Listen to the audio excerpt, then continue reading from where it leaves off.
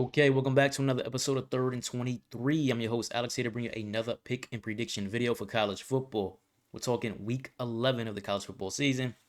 33 and 29 now. Hot start, or not hot start, but the hot past few weeks. Kind of cooled off. Went 3 and 3 last week. Got a whiff there with Arizona State coming out of nowhere with 200 yards rushing from Jeff Sims and beating Iowa State, just straight up beating them.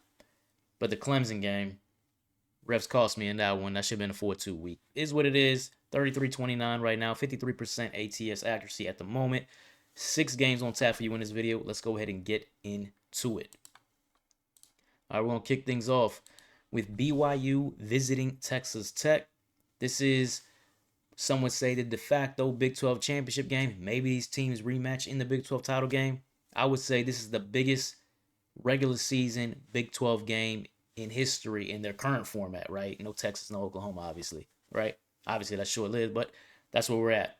So Texas comes into this as Texas Tech, a 9.5 point favorite. When I booked it, I'll say now that this has gone up to 10.5, depending on what book you're looking at. So keep that in mind. For me, when I look at this game, let's talk BYU offense. Bear Bachmeier, true freshman quarterback. He's having a great year. He's really having a great year.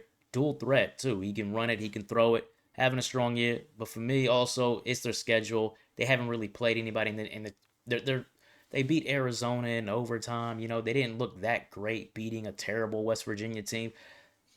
Their only real legitimate win is in the Holy War against Utah. They won by 3 in a big rivalry win. So credit to them for that. But I think BYU is a team that is surviving and undefeated based off of their schedule. Texas Tech, different story. I mean, they haven't played the strongest schedule either, but at least they're blasting teams. And their one game that they lost, Baron Morton, starting quarterback, was out against Arizona State, a road game against Arizona State. And they still almost won that game with the backup quarterback, true freshman at that. So if you're looking at these two teams, you'll say one team, yeah, they're undefeated, but they're skating by against teams that aren't really that great. Texas Tech, yeah, they're beating teams that aren't really that great, but they were blasting them when they were beating them. For example, they blew Utah away, right? So now how's this game going to go? I look at Bear Bachmeier's passing, right? He looks good. For a true freshman, he looks good. I'll break it down like this in terms of play action because they run a lot of play action. BYU runs a lot of play action because they got a really good running back in LJ Martin. 41% of their passes are play action passes and hit 64% completion, 11.4 yards per attempt, an elite expected points number. Texas Tech is stout defensively across the board in pass defense, and especially in play action. Negative 0.332 EPA, one of the best numbers you can see in the country, and 47% completion versus play action. So the reason I bring that up is to say Bachmeier, you can see he doesn't really look that great when they don't go play action, 6.3 yards per attempt. And when they do, that's when he looks great, but Texas Tech is great against it. So I don't think Bear Bachmeier's going to have a big passing game in this one. For me, it's going to be up to LJ Martin in that BYU running game to really get the chains moving in this one, to really get BYU down the field. LJ Martin's a really good running back. BYU's rush offense overall, 15th in the country. But Texas Tech is the number 1 ranked rush defense in the country. And I would say they're legit. They've stopped some teams that can have some solid rushing attacks. So the number 1 ranked rush defense of the country. Your quarterback struggles in play action on non-play action passes. And then when he go play action, that's where he shines. But you're going against a defense that can shut that down completely. Now I'm looking at this and I say, well, BYU's offense is probably not going to score that much. So now can Baron Morton get it going against the BYU defense? Tough pass defense, top 30 across the board on all metrics that matter. Baron Morton, though, been one of the most efficient quarterbacks this season. The big thing for me, though, running game on the Texas Tech side. Cameron Dickey in this Texas Tech rushing attack, 24th in the country. BYU's okay, 43rd. That's okay, I guess. But I think that's where you're going to see this game be won. In the trenches by Texas Tech, being able to run the football. And in the trenches on the flip side of that, Texas Tech being able to shut down LJ Martin and cause a lot of problems for quarterback Bear Bachmeier. So because of that, I like Texas Tech at home to be able to cover that 9.5. I would not be surprised if this is actually a blowout. All right, moving on to the next game. We got Texas A&M visiting the Missouri Tigers. Texas A&M, 6.5 point favorite. I have seen some books starting to jump this up to 7.5, so keep that in mind.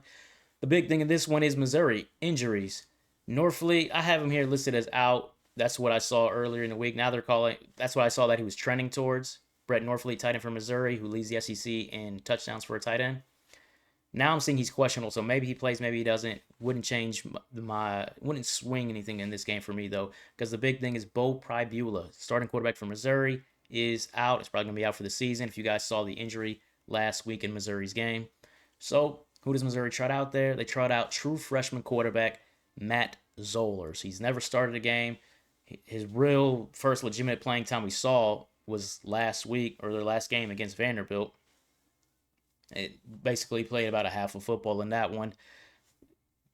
He's still up in the air on whether or not he can play or not. You're going against a whole new defense. Now they got some kind of film on him, and they know what to expect. So what are we going to get from a true freshman quarterback in Zollers in a Missouri passing attack that's very conservative? Before Pribula went out, one of the most conservative passing attacks in the country, they averaged roughly 7 yards average depth of target. So I don't expect that to change. And now you got a true freshman quarterback in there against the Texas A&M defense, 14th in the country in expected points allowed, number 1 sack rate in the country, number 11 pressure rate in the country. This is a tough spot for a true freshman quarterback to be able to make some plays against this Aggie defense. So it's going to be up to Missouri's defense. Number 1 pressure rate, 6th in completion percentage allowed, 15th in yards per attempt allowed, one of the tops in sack rate. I mean, this Missouri defensive front is legit, and they've caused everybody problems, and I don't expect that to change in this game. And Marcel Reed, under pressure, 40% completion percentage, 5.2 yards per attempt. He completes 61% overall, right? 61% overall of his passes. When he's under pressure, it drops to 40%. Struggling out there when he's under pressure, and he's going to be under pressure in this game. So then it's going to be about, well, the strength for strength, right? Missouri's strength, rushing the football, Jamal Roberts, Maud Hardy, already even able to move the ball against a run defense that's 33rd in the country, but have moments risen up and look pretty strong against running backs like Jaden Ball this season, where they really have been able to shut down the run. Against Jeremiah Love, Notre Dame, they were able to run the ball some, but it wasn't a sieve, right? And Texas A&M, I believe, has improved on their run defense from earlier in the season. They had some early season struggles. So because of that, I'm saying Ahmad Hardy, Jamal Roberts, they've had some moments where they haven't looked good. Alabama, for example, they haven't looked that great.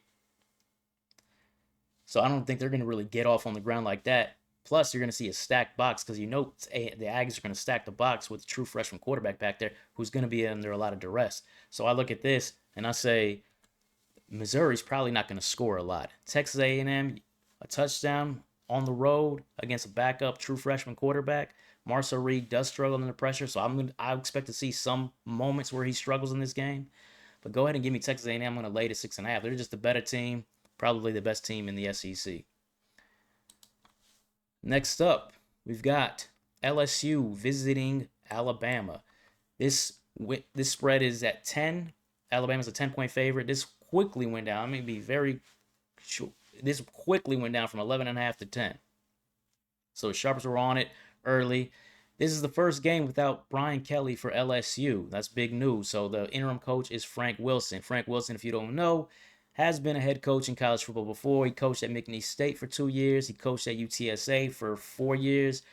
Didn't really do that well. Got the boot at both of them schools, but he's got that head coaching experience. He's from New Orleans. He's been an LSU assistant coach in prior years in the past too. So he's been around the program. People around the program know him. Apparently, people love him, right? As far as players and support around the program. So when you're thinking about motivation, when you fire a coach mid-season, you're always worried, man, are the players going to be motivated? To me, it sounds like the players are going to be motivated for this game. So I think that's how they're going to respond. And on the flip side of that, or on top of that, it just seemed like with comments that you see coming out of the program, people just didn't like Brian Kelly. Just call it what it is. Players seem to not like Brian Kelly. An example of this, Mansour Delaney checked himself out of the Texas A&M game with an injury, but now he wasn't even on the injury report for this week's game. So I don't know if he was just done, or was he really injured? But he's coming back this week.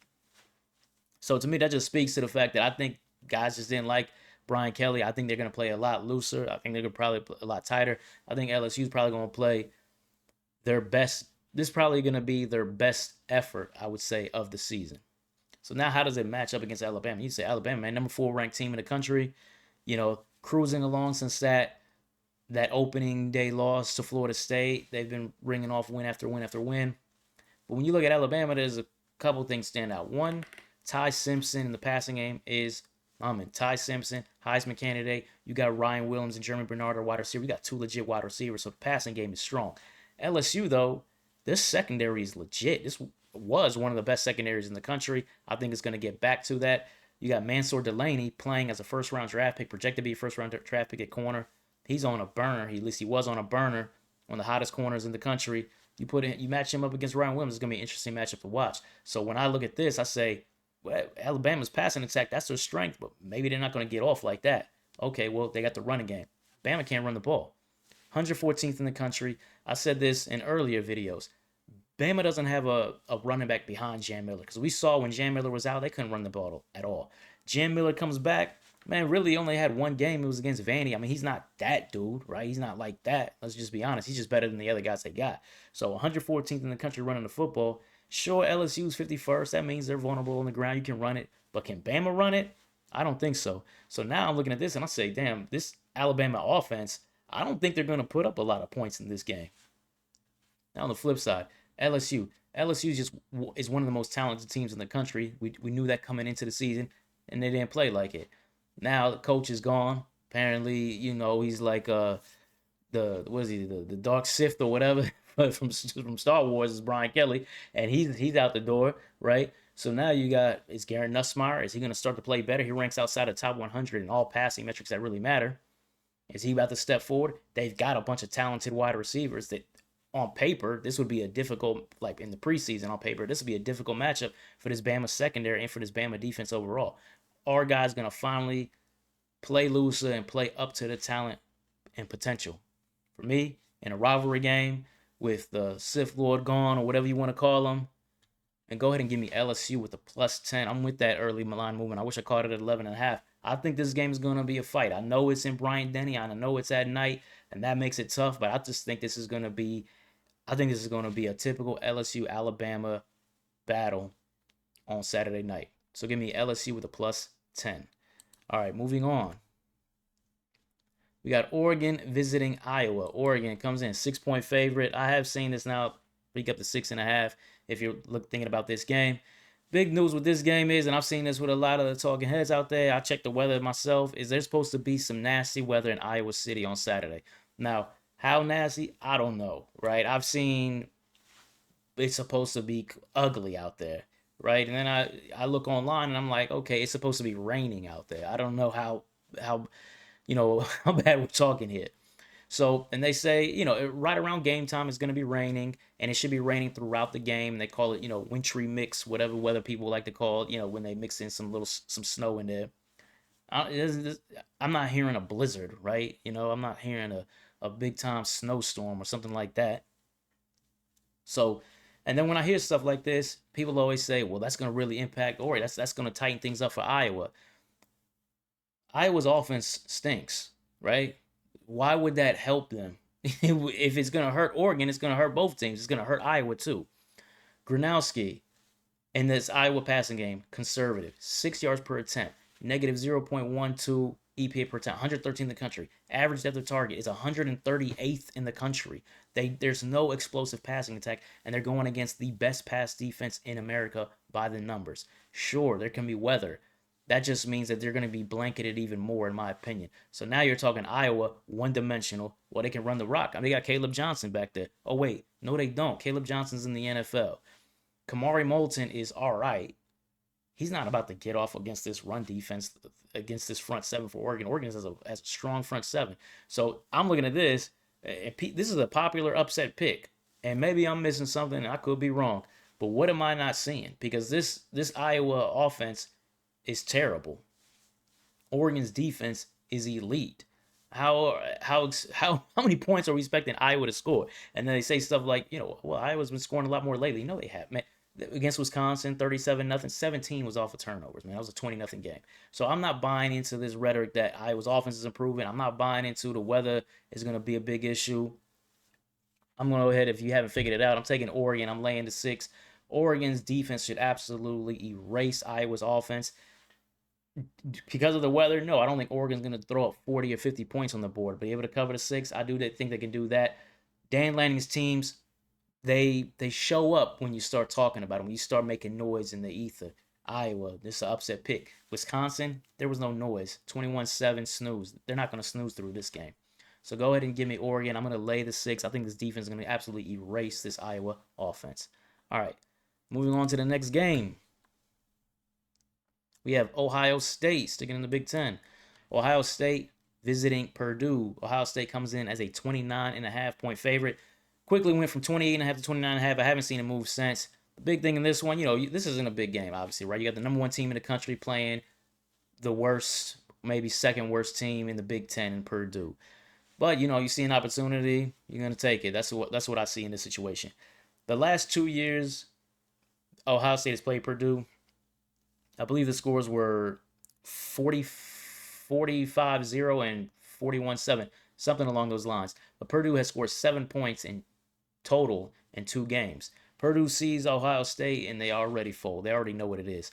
You look at this offense, well, maybe the offense is going to be different. No, they average 15 points per game in their last 4 games, going against statistically the best defense in the country. First in points allowed. So how many points are we talking about Purdue scoring? Is the last 2 years they've topped out at 7. Are they going to hit double digits? I don't see that happening. Purdue's starting running back Devin Mockabee, he's ruled out. He's been in college 17 years. Maybe he got banged up from old age. Going against the 7th-ranked rush defense in the country. So already the Purdue run offense is going nowhere. So now it's about passing game. Ryan Brown, dual threat quarterback. Problem is you haven't seen the threat part of it, right? 94th in yards per attempt, 107th in EPA per attempt. And the O-line allows 41.8% pressure rate. That's 126 in the country. Against Ohio State's pass rush, one of the top pass rushes in the country, it's not going to happen. Ohio State secondary, 5.4 yards per attempt. They're 4th in explosive plays allowed. So you're not going to see Purdue hit some home run ball that maybe gets them a cheap touchdown. And now, wait a minute, maybe the cover doesn't happen. I don't see that happen. I see Purdue's offense going nowhere. I think there's a real opportunity that Ohio State pitches another shutout in this rivalry. Julian Sain is probably going to be able to sit back there against this bottom tier pass defense, 122nd expected points allowed, and just do what he does. Throw short throws, let Jeremiah Smith and those guys take off, make big plays, and then just sit back and just watch the defense force 3 and out after 3 and out after 3 and out. So go ahead and give me Ohio State, and I'm going to lay the 29.5. Big number. All right. Next, and the final game, the only ACC game we got on tap, a once big rivalry game is definitely no more. We got Florida State visiting Clemson. Clemson is a 1.5-point favorite, and this has steadily dropped. Open at 3.5, and has dropped. Who knows? By game time tomorrow, Florida State might be favored. But Clemson is now sitting as a 1.5-point favorite. So the big thing is both these teams need this one, right? Both these teams need this one. I talked about the Clemson game last week. I saw one of the worst calls I've seen this season by the officials. Basically handed Duke the game. Can Clemson respond from that? Dabo addressed it too. Everyone's addressed it. Can Clemson respond from that? Are they going to show up? This is a night game in Death Valley. Are the fans going to show up? Can Clemson show up in this type of atmosphere? An atmosphere that you would usually see Clemson shine, right? Florida State had lost 4 games in a row, and then all of a sudden they beat Wake Forest, and that's not the surprising part because Wake Forest doesn't really have a lot of talent. But they beat them 42-7. It kind of came out of nowhere that it was a blowout. So you're saying, okay, well, maybe Florida State's turned things around. Now, I'll be honest. I only really watched the first quarter of that game. Wake Forest was hitting some huge plays in that game. But every time they hit a huge play, a penalty brought it back. Wake Forest had 11 penalties for, I think, 95 yards in that game. So there was some, I'm not going to say wrong calls or right calls or whatever, but there was some officiating in that kind of helped that game, that score look the way it did. When we look at this game, though, in this matchup, this is going to be decided by pass rush, in my opinion. What defensive front can get after which quarterback? Florida State, 9th in the country in pass rush pressure rate, 40.5%. Protecting the quarterback, Clemson's about average, 53rd, right? Cade Klubnik has legs. There's dual threat ability there, but he's going to be under duress. There's going to be times Florida State gets through and ends drives with a big sack on 3rd down. Flip side of that, Castellanos. Florida State's O-line allows pressure 43.1% of the time. That's 129th in the country. Clemson's sack rate is 12.5%, 31st in the country. Not bad. Clemson, has got some future NFL guys up front. Haven't really played like that this season for the most part, though. But Castellanos, he's going to be under pressure. There's going to be times where Clemson gets a big sack on third down and ends the drive. So which defensive front can get after the quarterback better than the other team, I think is going to be the deciding factor in this game. And because of that, and because I believe Cade Klubnik is a better passer than Castellanos, because I believe Clemson's secondary is better than Florida State's secondary, and Clemson's at home. If this was in Tallahassee, I think it'd be a different story. But at home, Dabo needs this. He's talking every week.